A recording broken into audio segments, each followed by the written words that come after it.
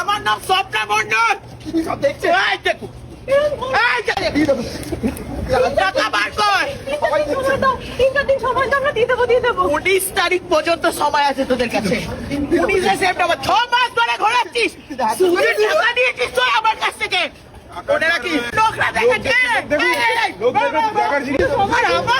কপাল হয়েছে এই মালগুলোই জোটে আমার। তুই বারবার বারণ করেছিস। বলেছিলাম এসব ভিখারি সাগরে এগুলোকে দিও না টাকা। আমি কিন্তু ভদ্রভাবে একটা কথা বলছি।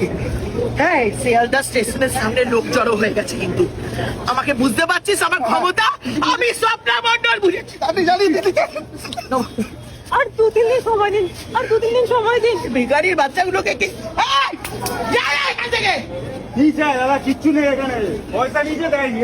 কলকাতার এখন নোংরা হয়েছে, কিছু হলে কিছু হয়নি, পয়সা নেই যে দেয়নি, হয়েছে। চল, আমার অবস্থা কিন্তু এখন খারাপ, আমার টাকার দরকার আছে।